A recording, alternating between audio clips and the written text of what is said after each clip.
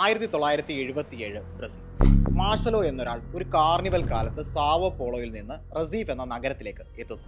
അയാൾ ആദ്യം ചെല്ലുന്നത് ഒരു പെട്രോൾ ബങ്കിലേക്കാണ്. അവിടെ അയാൾ കാണുന്നത് ന്യൂസ് പേപ്പർ കൊണ്ട് മൂടിയിട്ടിരുന്ന ഈച്ചയാർക്കുന്ന ദുർഗന്ധം വമിക്കുന്ന ഒരു ശവശരീരം. പേരില്ലാത്തൊരാൾ, 2 ദിവസം മുമ്പ് മരിച്ചവൻ, ഒരു മോഷ്ടാവ്. ആ നിമിഷം ആ നാടിനെ ബാധിച്ച മഹാമാരി എന്തെന്ന് അയാൾക്ക് ബോധ്യമായി. അരാജകത്വം, അഴിമതി, ഭരണകൂട ഗുണ്ടായിസം, ഒരു ഏകാധിപത്യ ഭരണകൂടത്തിന്റെ പോർട്രേറ്റ്.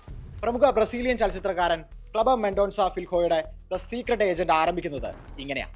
അസ്വസ്ഥമാക്കുന്ന എന്നാൽ ആസ്വാദികരമായ ചിത്രം. ബ്രസീലിലെ 2 പതിറ്റാണ്ട് നീണ്ടുനിന്ന ഏകാധിപത്യ സൈനിക ഭരണത്തിന്റെ മധ്യ കാലഘട്ടമാണ് സിനിമയുടെ ബാക്ക്ഡ്രോപ്പ്. സാധാരണക്കാരനെ എങ്ങനെയാണ് ഒരു ഡിക്റ്റേറ്റർഷിപ്പ് ബാധിക്കുന്നതെന്ന് സീക്രട്ട് ഏജന്റ് കാട്ടിത്തരും. ഒരു ത്രില്ലർ, കണ്ണുനീരും തമാശയും വിരോധാഭാസങ്ങളും ക്രൂരതയും സ്നേഹവും നിറഞ്ഞ ഒരു പൊളിറ്റിക്കൽ ത്രില്ലർ. നാർക്കോസ് എന്ന സീരീസിലൂടെ പ്രശസ്തനായ വാഗ്നർ മൗറയുടെ മാർസലോ എന്ന കഥാപാത്രത്തിലൂടെയാണ് നമ്മൾ 70കളിലെ ബ്രസീലിയൻ യാഥാർത്ഥ്യങ്ങൾ അനുഭവിക്കുന്നത്. അയാൾ ഒളിവിലാണ്, ഓട്ടത്തിലാണ്. ആരിൽ നിന്നാണ് അയാൾ ഓടി ഒളിക്കുന്നത്? ഭരണകൂടത്തിൽ നിന്ന്.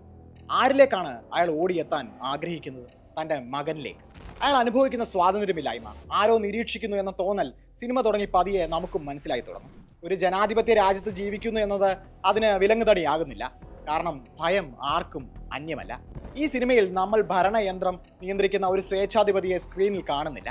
പക്ഷേ സൈനിക കുപ്പായം അണിഞ്ഞ ഒരാൾ എവിടെയോ ഉണ്ടെന്ന് എപ്പോഴും ഈ സിനിമ ഓർമ്മിപ്പിക്കുന്നു. ഭയത്തെ സൂചിപ്പിക്കാൻ സ്റ്റീവൻ സ്പിൽബർഗിന്റെ ജോസ് എന്ന ക്ലാസിക് ചിത്രത്തെ വിദഗ്ധമായി ഉപയോഗിക്കുന്നുണ്ട് ഈ ചിത്രത്തിൽ. മാർസലോയുടെ മകന് തിയേറ്ററിൽ നിറഞ്ഞോടുന്ന ആ സിനിമ കാണണമെന്ന് ആഗ്രഹമുണ്ട്. പക്ഷേ അതിന്റെ പോസ്റ്റർ പോലും അവനെ പേടിപ്പിക്കുന്നു, ദുസ്വപ്നങ്ങൾക്ക് കാരണമാകുന്നു. ഇവിടെ സ്പിൽബർഗിന്റെ സിനിമയുടെ അതേ ശൈലിയിലാണ് മെൻഡോൺസയുടെ ചിത്രവും പ്രവർത്തിക്കുന്നത്. ഈ ചിത്രത്തിലും ഒരു കൊലയാളി ഷാർക്കുണ്ട്. അത് ഉയർത്തുന്ന പേടിയുണ്ട്, ദുസ്വപ്നങ്ങളുണ്ട്.